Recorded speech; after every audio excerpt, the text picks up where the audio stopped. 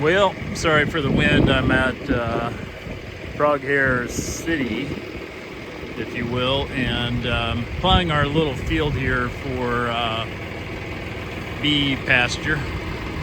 And so what I'm doing right now is simply moldboard plowing this old pasture. And I'll plant it into buckwheat here shortly, and that'll provide some forage for them come this fall, or well, hopefully August sometime, late August. And then once that bloom is finished, we will incorporate the plants in before they set seed, although it really doesn't matter if they set seed, honestly. And then we'll keep this disc and then fall plant a variety of clovers. So I'm plowing with my Massey 2605H. I believe it's 55 horsepower. It handles that 3-bottom plow. That's 314s, International 420 plow pretty handily. So that's definitely not an issue. But it has been a minute since I have moldboard plowed, but we're trying to get it done here this afternoon. It ain't gonna take long, and then I'll move this tractor back out to the Frog Hair. So love this little tractor. It's awesome. I like it because it's heavy. It's built like, basically it's a 100 series Massey Ferguson tractor, 3-cylinder turbocharged, and I really do like that tractor. So anyway, I'll give you a little more when we're done.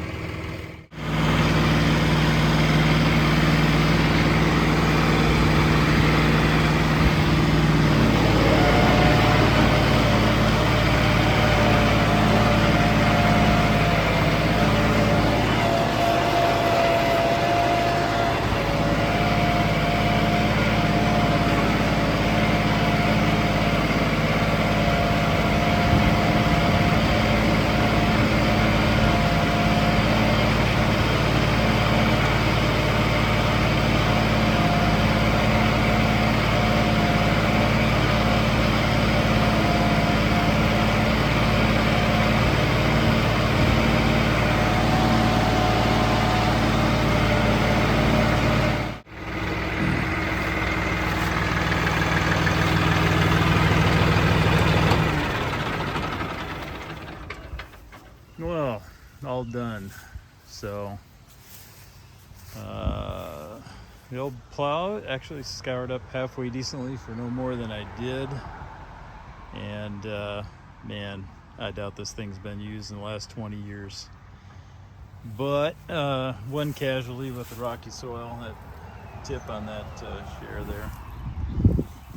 But the way she blows.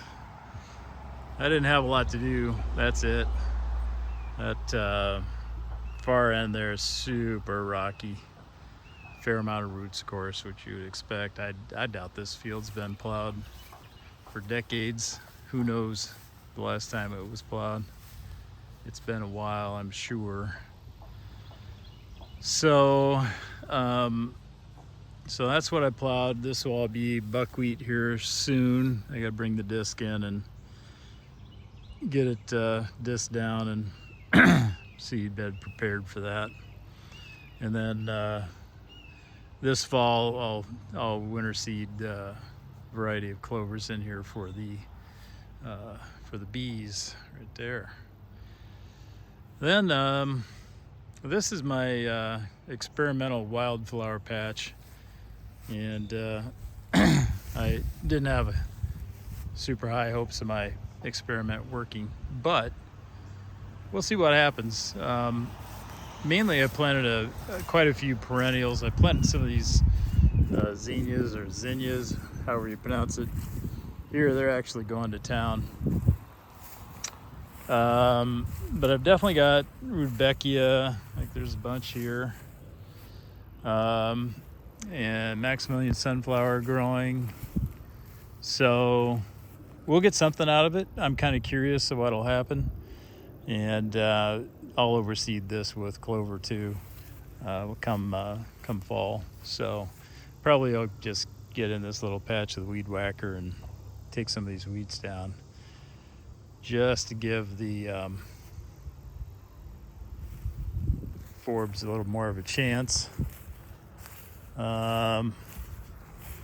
This is my little blackberry patch. Those seem to be doing pretty good. My wife had bought some of the Indian blanket flower and didn't know what to do with them, so I put them here. And I threw zinnia seed out in a few spots, but let's walk out in here. Yeah, there's some Rebecca.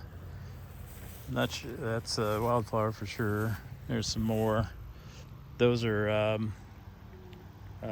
Maximilian sunflower there and over here. Once you get in here and start looking around, there's definitely some growth that I'm looking for.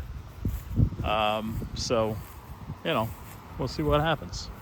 Like I said, it was an experiment.